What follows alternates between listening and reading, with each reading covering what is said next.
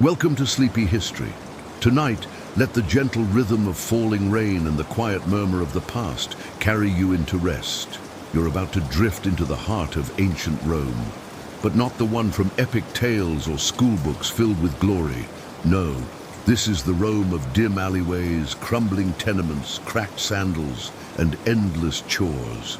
A city of stone and smoke, a place where people lived, worked, and tried to sleep just like you.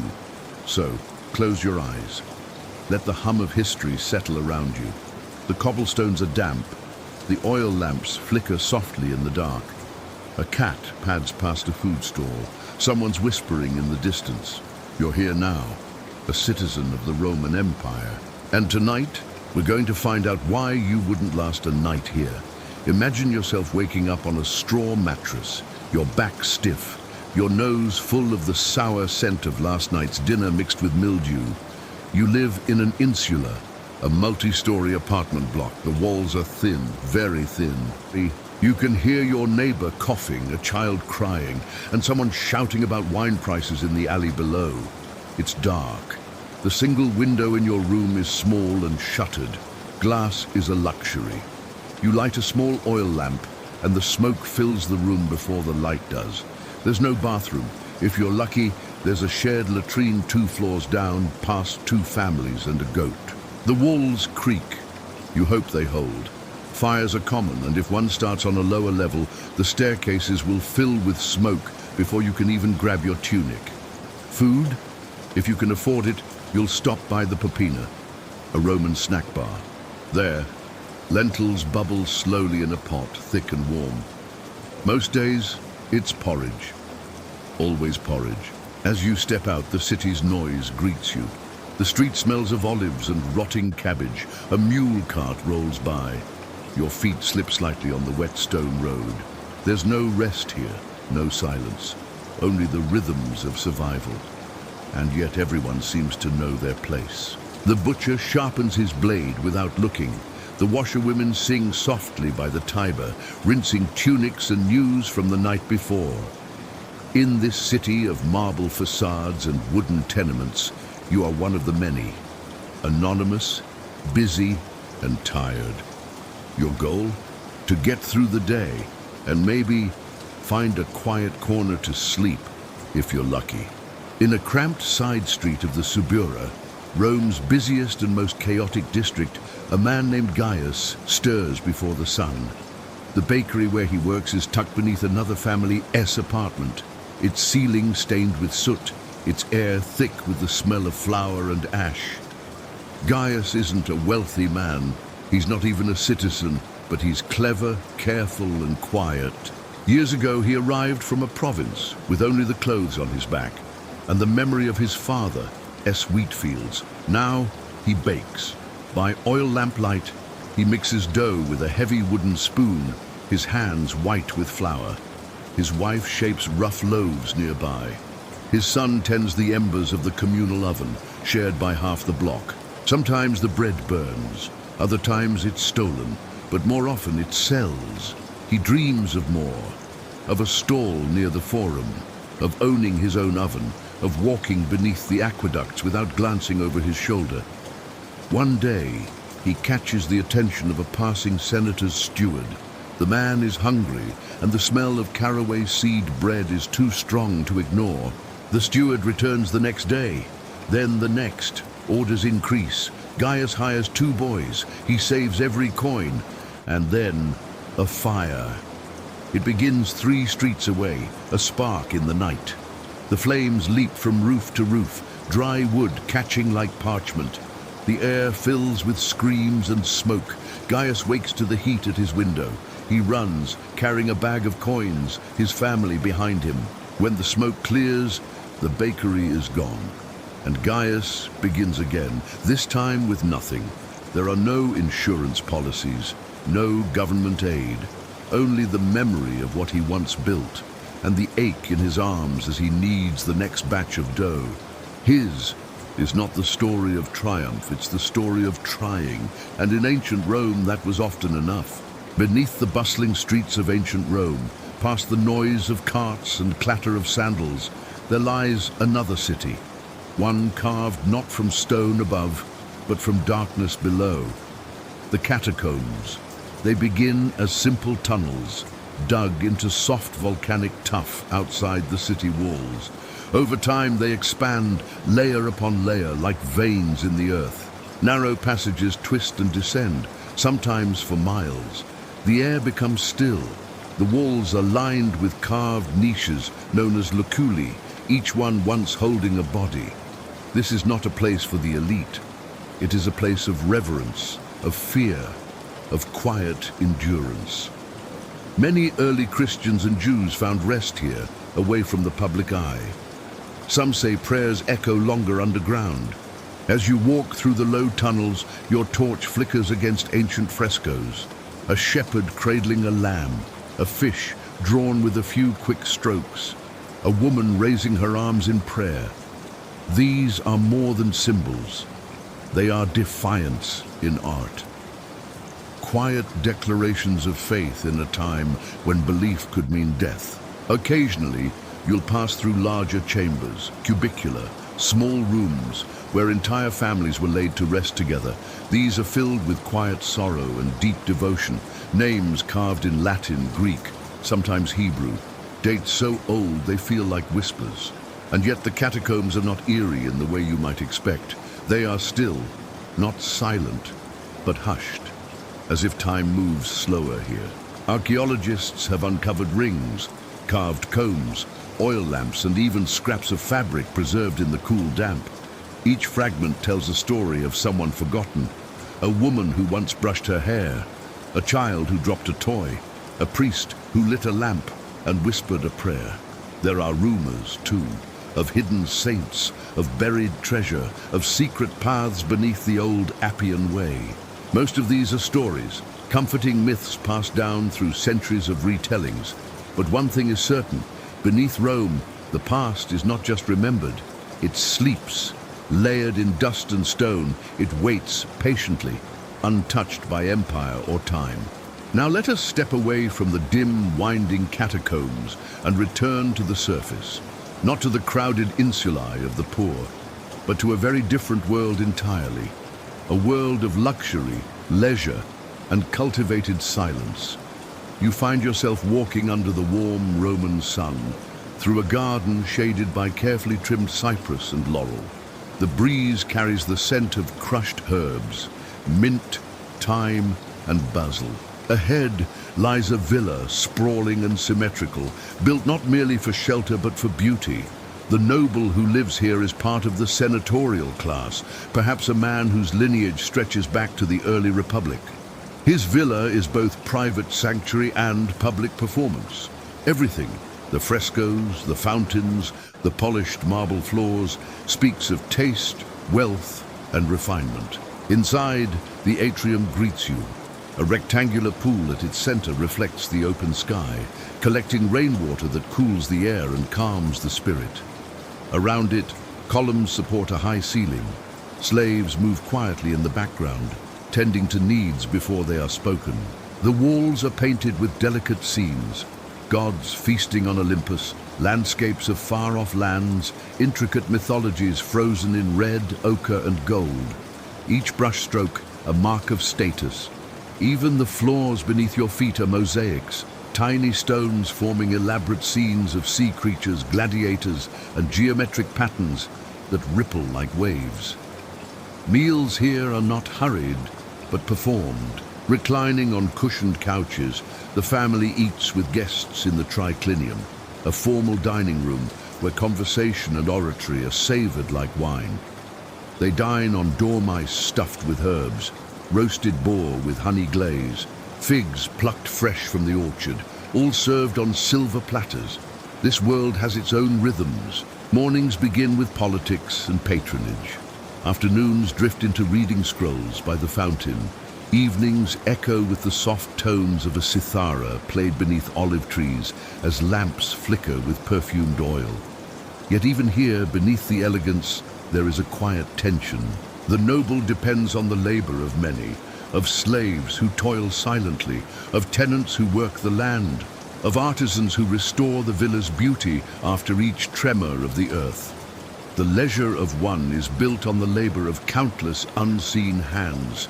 Still, within these walls, life feels untouched by the chaos of Rome beyond. It is carefully curated, intentional, removed.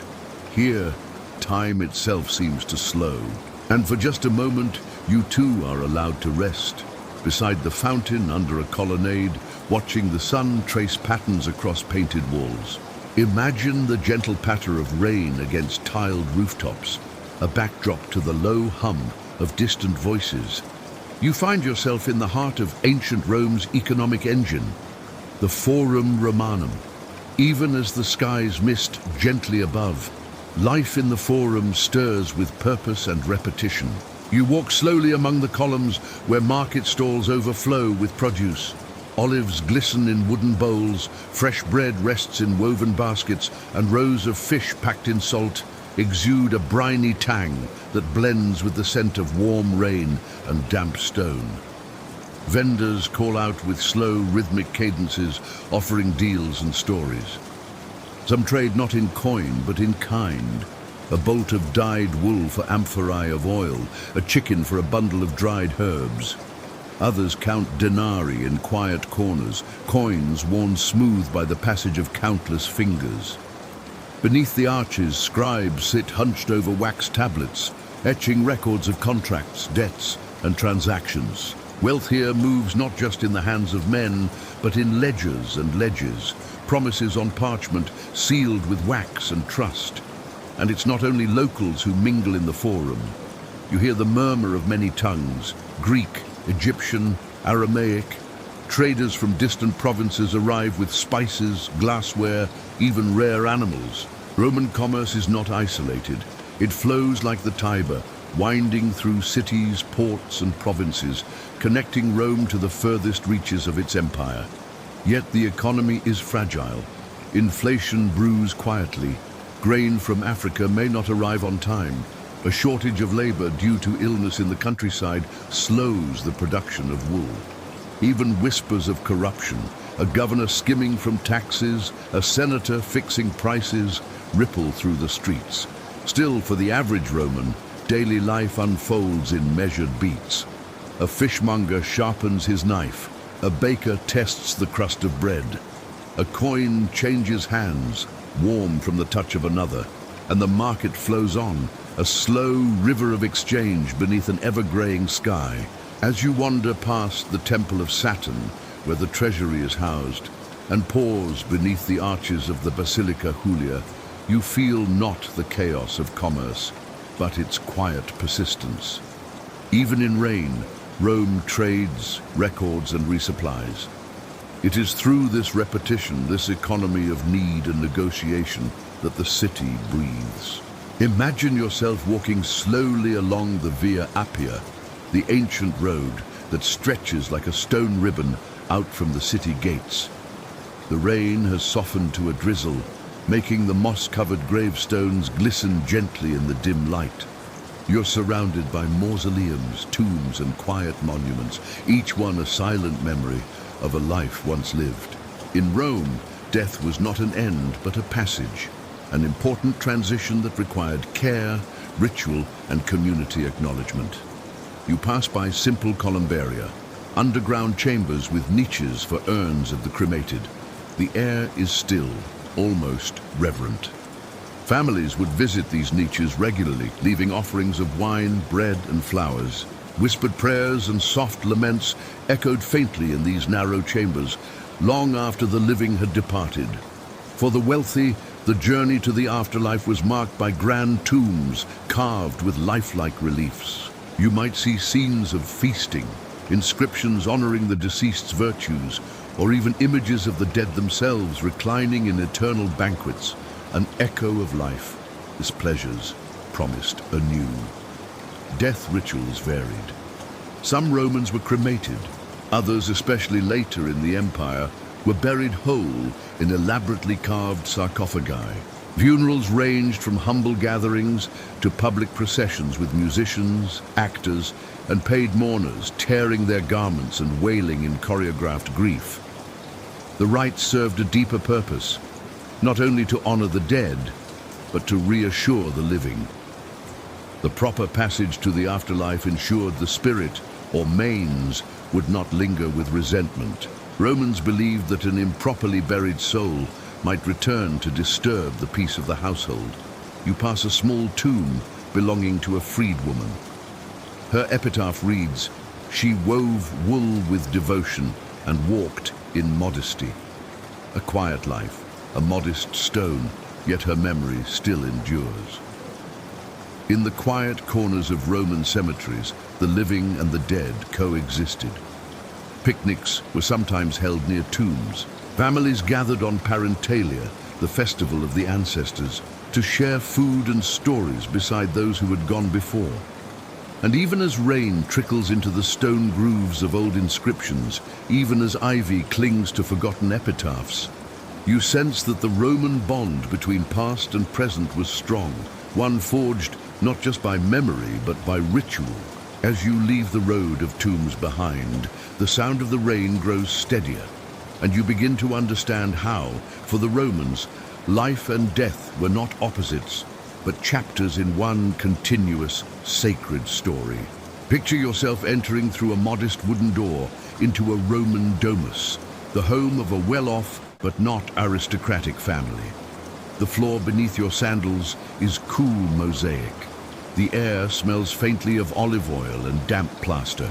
Outside, the rain taps gently against the terracotta roof tiles, creating a muffled rhythm that mirrors the calm rituals within. In this home, the day begins with filtered sunlight spilling into the atrium, the open central hall. A small pool, the impluvium, catches rainwater, and above it, the roof opens to the sky, a portal to both the heavens and the weather. A bronze statue of a household god, or Lar, watches quietly from its niche. Roman households were multi-generational. Grandparents, parents, children, and even enslaved individuals lived together in a kind of structured daily choreography. Roles were clear. Authority flowed from the paterfamilias, the eldest male, but the rhythm of domestic life was sustained by women, children, and enslaved laborers alike. In the early morning, the family might gather in the triclinium for a modest breakfast, perhaps bread dipped in wine or figs softened in honey. Meals were generally simple. Lunch, if taken at all, might be olives, cheese, and more bread. The main meal, cena, was served in the late afternoon, and it was here that life slowed and social bonds were reinforced. Imagine reclining on low couches around a three-sided table. The meal begins not with feasting, but with quiet ritual. Washed hands, a toast of watered wine, perhaps a blessing to Vesta, goddess of the hearth. Then, slowly, the food arrives. Lentils with garlic, grilled fish, a stew of chickpeas and leeks. Conversation is muted and familial. It's a time to unwind, to review the day's events, to speak gently, and to be together. Children might play with small dolls or carved wooden animals near their mothers. A grandmother teaches her granddaughter how to spin wool, their fingers working in rhythm with the soft clinking of ceramic pots in the kitchen. In the background, a young enslaved boy refills cups and clears bowls, his movements practiced and silent. As evening deepens, oil lamps are lit. Shadows stretch long across the walls, and the flickering flame softens every face it touches. The family might gather again in the tablinum, the central sitting area, where a grandfather recounts tales of ancestors or recites passages of Virgil in a low melodic voice meant to lull rather than inspire. In this domus, the outside world seems far away. Even the distant sounds of the city, the shouts of vendors, the clatter of cartwheels, feel muffled by the steady heartbeat of the household. And when sleep comes, it comes gently. Each member retreats to their small room or cubiculum and lies beneath simple linen, listening to the soft song of rain and the last creaks of the house settling into night. Here, in the heart of Rome, the pulse of life is measured in quiet rituals, in meals shared, in stories whispered before sleep. As morning brightens, the city slowly awakens with it. You step out of the domus and onto a cobbled street still damp from the rain. The cool morning air carries the scent of wet stone, warm bread, and something faintly metallic, perhaps from the nearby smithy already alive with hammer strikes. Your sandals echo lightly on the uneven stone as you follow the flow of people toward the market district. This is no grand forum with senators in togas. This is the People's Forum, the daily heartbeat of the city, where commerce and chatter blend together in a symphony of human rhythm. Here in the Macellum, the covered market, vendors have already arranged their goods beneath faded awnings. The colors, though dulled by morning mist, still offer life. Baskets of figs, strings of garlic, amphorae of olive oil. Potters line their tables with clay lamps, each one pinched and glazed by hand. A fishmonger shouts softly about his fresh catch, red mullet, eels, and the ever-present garum, a fermented fish sauce Romans couldn't live without. Imagine yourself browsing quietly. Coins jingle in the hands of buyers, some worn smooth from years of trade. Roman currency was more than metal. It was trust, status, and the language of business. A single denarius could buy a small loaf of bread or hire a porter for a day. But prices were never fixed, and haggling was as much ritual as practicality. Among the stalls, an old woman sells amulets shaped like phalluses, believed to protect against the evil eye. A young scribe offers to write letters for the illiterate on wax tablets. Children dart between the legs of customers, giggling as they play with little clay toys, miniature gladiators, tiny horses. The conversations are light, but full of purpose. How much for these lentils? 3 asses a measure. That's robbery, old friend. I'll give you 2. Laughter follows the exchange, and soon a deal is struck.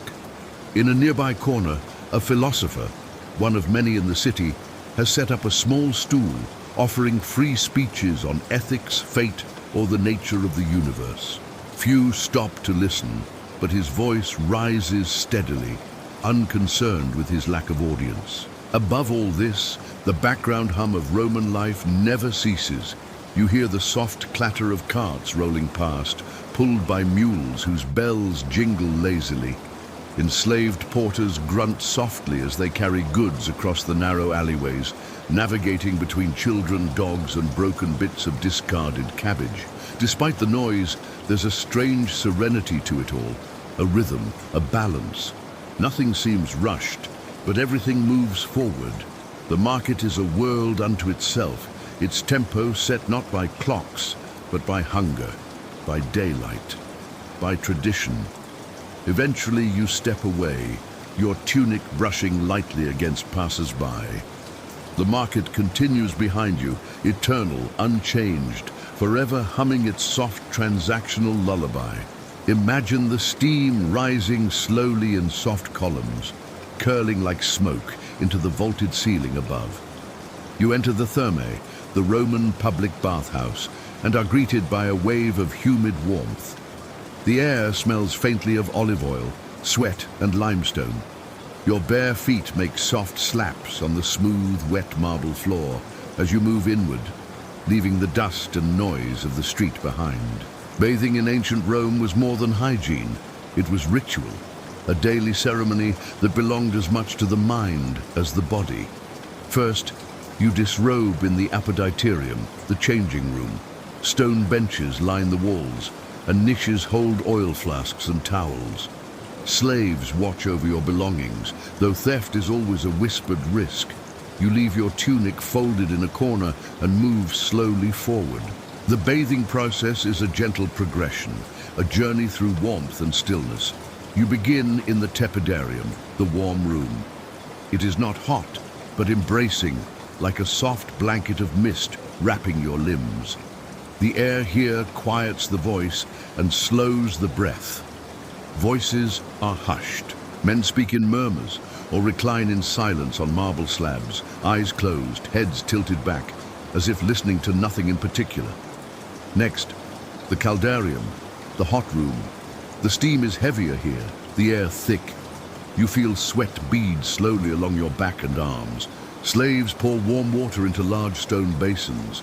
You rub oil into your skin, then scrape it gently away with a curved bronze tool, a strigil, dragging with it the dust of the day, the cares of the street, the invisible burdens of Roman life. No soap, no bubbles, just oil, heat, and the gentle ritual of removal. You sit on a stone bench, your skin gleaming in the flickering light from a nearby oil lamp. Across from you, an old man hums a tune, an old Latin melody, perhaps from childhood. His voice is barely audible, like a lullaby lost in steam. Then, the frigidarium, the cold plunge, a round pool of still water, colder than expected but shockingly clear. You lower yourself in slowly. The cold wakes the skin but not the spirit. It is not a jolt, but a soft tightening, a drawing in. You feel your breath catch gently before settling again. The silence here is profound. The echo of water dripping from the arches above is the only sound. Afterward, you recline in the sunlit courtyard. Your body feels new. Clean, yes, but also light, unburdened. You watch as a small boy chases a lizard along the stone edge of the pool. A woman nearby adjusts her sandal. An older man naps beneath a fig tree, his hands folded neatly on his stomach. No one rushes. Time itself seems to slow in these walls. The bathhouse is not just a place to bathe. It is a sanctuary, a temple of warmth, of healing, of silence. Here rank fades. A senator and a slave might share the same bench, wrapped only in towels, indistinguishable for a moment in the mist. And when you finally rise to dress and leave, you do so slowly. The world outside, the carts, the clamor, the sharp smells will still be there. But for now, you have known stillness. You have passed through water, through steam, through silence, and you are lighter for it. Imagine waking not to the crow of a rooster or the clatter of a cart, but to the faint sound of sandals padding softly across polished marble floors. You are in a villa unlike any other, one that sits within the Palatine Hill, where emperors once ruled. The room around you is dimly lit, the walls painted with scenes of gods and gardens. Outside, the garden smells faintly of roses and damp earth. You are a member of the court, not necessarily noble by birth, but chosen. You serve near the emperor in a world ruled as much by silence and gesture as by decree. In this rarefied air, voices are measured, movements graceful, and loyalty is a delicate performance. The emperor is rarely seen in full sunlight. He moves behind veils of protocol, through corridors softened by woolen tapestries and guarded by statues older than memory. You might catch a glimpse of him at a banquet, his hands slow and deliberate as he dips bread into wine, his eyes watchful beneath heavy lids. Or you may hear him laugh softly as he listens to a visiting philosopher from Greece speak of distant stars. Within the imperial court, life is not loud. It is studied, composed, and sometimes unbearably still. Servants wake early to light lamps in niches and perfume the air with crushed herbs. Slaves whisper along colonnades with trays of honey cakes and fresh figs. Scribes lean over scrolls, their hands cramped and ink-stained, eyes blinking slowly under the weight of their task. Even the entertainments feel distant, dreamlike. Musicians pluck soft notes from lyres. A reader recites poetry from Virgil in the peristyle garden. Dancers move with elegance, their motions reflecting water or wind. There is no shouting here, no sudden bursts of joy. Pleasure is refined, tasted, not devoured. And beneath it all, a quiet tension lingers. A nod from the emperor can elevate or erase a man. A misplaced word may echo too far. You move through this space with care. You speak when spoken to. You learn to read not just the written word, but the flick of a senator's eye, the pause before a servant responds, the subtle emphasis in the phrasing of a command. But not all in the court are wary or somber. In quiet corners, children of courtiers play with carved ivory toys. Old tutors doze beneath laurel trees. Courtyard fountains offer soft music for the birds that land to drink. A sense of timelessness pervades this place. as if the court itself exists just outside the clockwork of the city below. Here, history is made, but slowly, gently, and often invisibly. To live within the imperial court of ancient Rome is to inhabit the still heart of an empire in motion. The world beyond these walls spins with wars, markets, and marching legions, but here, time stretches. Moments linger. You are surrounded by wealth and power, but also by expectation and quiet eyes. You sleep on linen, walk on mosaic, dine on dates and roasted dove, but you do not laugh too loudly. You do not weep in public. Your life is composed, measured, like a song played softly on the wind. And in this final breath of history, as the last lamp flickers low and the villa grows quiet again, you realize how different this world was and how familiar. For even in the courts of emperors, the night ends with silence and the mind seeks rest. And now, as we step gently away from the flickering oil lamps of Rome and return to the quiet of your own space, let the rain sounds continue to wash gently over you. You've walked cobbled streets, sat by a hearth with a poor family, marched with a soldier, studied in a villa, and wandered misty gardens with poets and emperors. You've felt the warm stone of the bathhouse and the chill of the cold plunge. You've stood in both mud and marble, shadow and sunlight. Now you can let it all drift away. Let the rhythm of ancient footsteps give way to your breathing. Let the dust of old streets settle into dreams. Let the lives of long-gone Romans, farmers and bakers, senators and slaves, fade softly into silence. You are safe. You are still. You are far from the forum, far from the fires and noise of empire. Good night from sleepy history.